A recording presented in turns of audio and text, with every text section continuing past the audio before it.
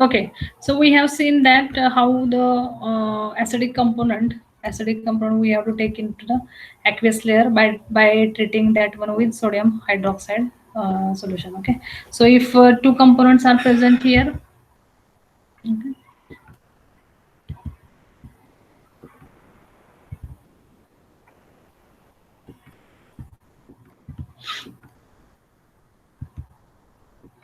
okay, so if acid is present, then what to do, and some small explanation regarding the how the acid component we do take in from ether layer to aqueous layer. So for example, we have taken acid, benzoic acid in ether. Okay, so this is organic layer, and if we will add a little bit amount of water here, okay, we will shake that one very well.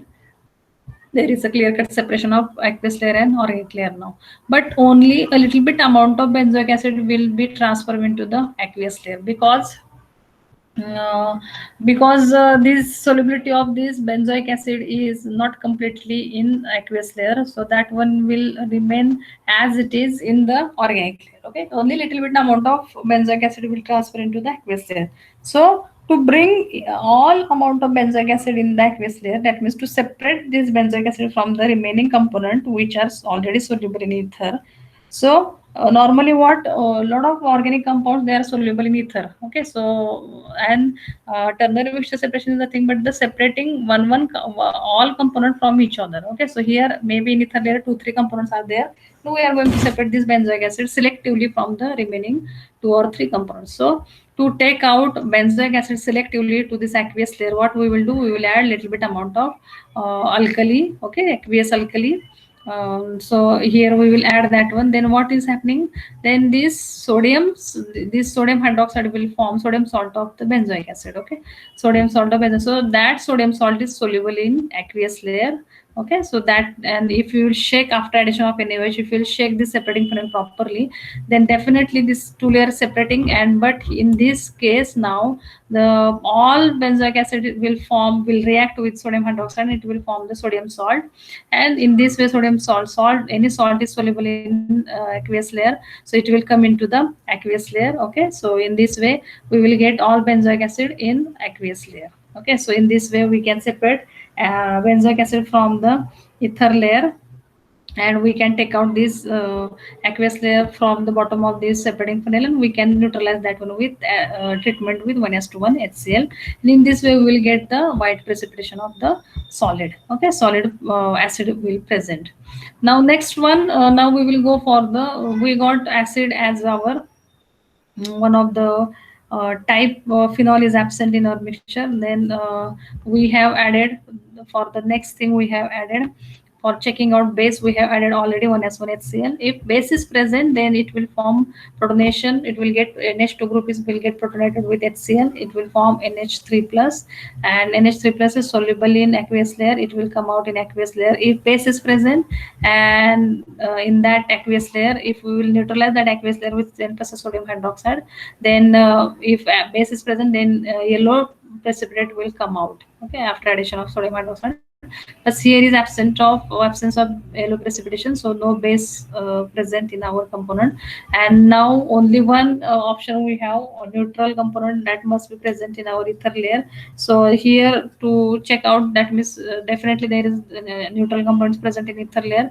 So what we will do, we will give 2 to 3 times washing with water or to that ether layer. We will add water, we will shake that one very well, and so remaining impurities which is present in ether layer, it will come out, it will get dissolved in water, and we have to discard that water layer again 2 to 3 times. We will give the washing with the water, and after, at last, we will taken out this ether layer in dry and clean flask or test tube, and finally we will add little bit amount of sodium sulfate to absorb remaining amount of water from the ether layer. We will filter that sodium sulfate through filter paper, and clear cut filtrate we will collect in next clean dry beaker, and we will evaporate that ether layer. And finally at the bottom of the flask you will get your solid, you will obtain, and that is nothing but your neutral component. So the type of the two solid components are acid plus neutral. Okay, so these two solid components are acid and neutral. So total type of the total ternary mixture is acid plus neutral plus neutral. Okay, so this is the type, and don't write neutral plus acid plus neutral, or don't write neutral plus acid, only write acid plus neutral plus neutral. Okay, so this is the way of writing of the type. Now we will go for the separation of the mixture. So this is easy. Once you got the type, just go for take whole amount of mixture. If you have separated already all volatile component, then you can taken out all this solid present in your RB flask. Okay, so for separation here at this time you can use all amount of ternary mixture.